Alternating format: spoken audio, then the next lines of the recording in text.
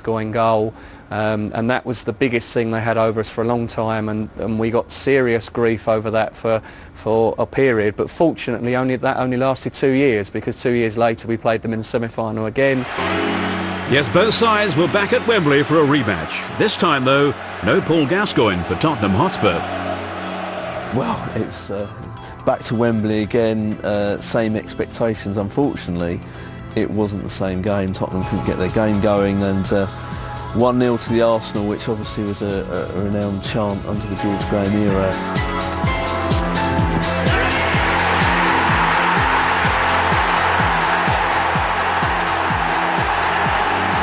That was a wonderful moment. I mean, Tony Adams is Mr. Arsenal, epitomises everything that's great about Arsenal. And for Donkey to win the derby was sweet, and that was the T-shirt that everyone wore for about 4 years afterwards.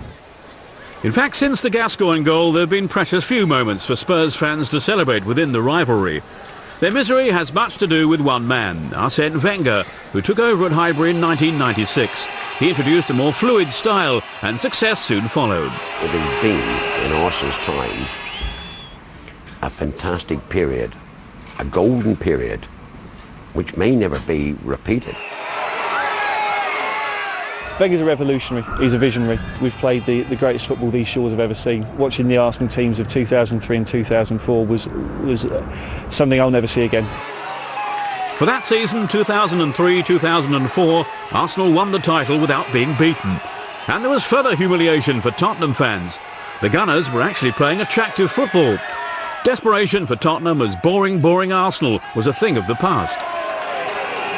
Tottenham, who used to sort of have at least claim to playing better football than the rivals, suddenly were even put into the shadow by the style of football that Arsenal were playing, which didn't go down too well. I think what hurts us is the fact for a while they were doing it, playing the Tottenham way. You know, Thierry Henry, he's definitely up there as one of the great players. But if you look all around them, you know, they have still cheated the way through games. Arsene Wenger likes nothing more than to moan at officials. You know, there's a bit of gamesmanship that comes in to their game. If you look at Tony Adams, his favourite position was appealing for offside. He was the first one to have a go at referees. That's not the way to play the game. If you're going to play it the Tottenham way, you have to play it properly. It's all well and good playing with the flair and the panache, but you've got to do it all the way through, and that's certainly something that Bill Nicholson installed in the Tottenham players of that generation. Arsenal have failed miserably in that. There was no escaping the fact, though, that this Arsenal side were one of the greatest ever seen in England.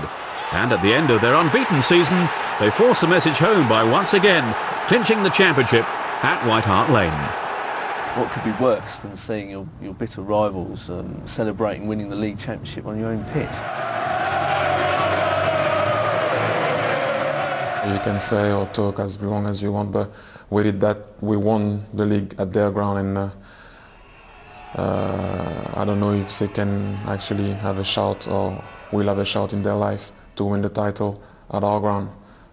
So for me, that will stay in my mind for a very long time. Despite the fact that Tottenham thought that they took something away by equalising in the 90th minute with Robbie Keane's penalty, it was absolutely wonderful.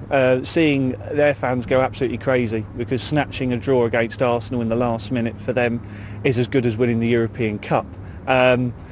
The fact was, we won the league at their place, and they can have their 2 seconds of glory, but we are gloating rights for the next year.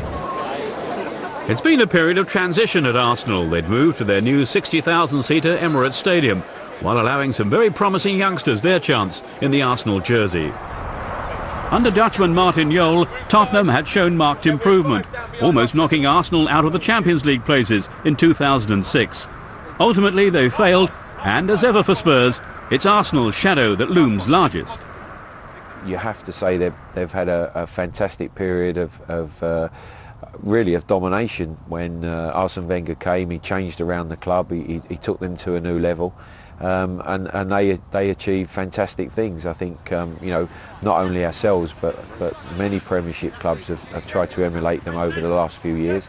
But I feel that the gap that there was there is closing rapidly, and I think we've made great progress. And I think that Arsenal know that as well. So history rolled on at Arsenal, a new stadium, a new squad emerging. But the decision of one player to leave the club in 2007 seemed a moment of particular significance. I would like to thank everybody that I worked with, that I played with, especially the boss and Mr. Dean and all the Arsenal fans. It was unreal at times. And I will always love the club. It was and will remain as the most difficult decision in my life.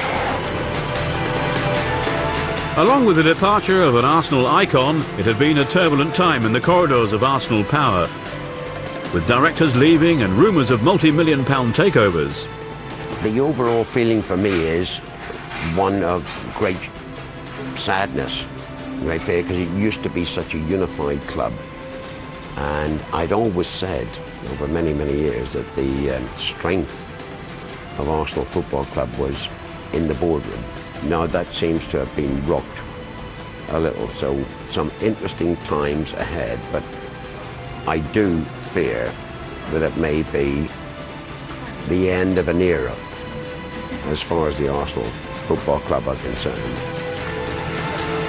Over at White Hart Lane, the 2007-2008 season brought problems on the pitch, while their closest rivals again excelled. Martin Jol was replaced at the helm by the Spaniard Juan de Ramos, who was immediately confronted by the weight of history at Tottenham. It's obviously very special to be at such a big club with such a past history, but I don't think you can live on past histories. I think you've got to live in the now. This club has been a great club and will be for many years, regardless of whether we're here playing or not. I think we've got to achieve things for ourselves. We have to create history for ourselves rather than looking back and thinking, oh, you know, this is a big club, we can't rest on our laurels. We've got to keep it a big club. You know, there's too many people look back in the past and say, you know, this has happened, this has happened. We've got to create history now.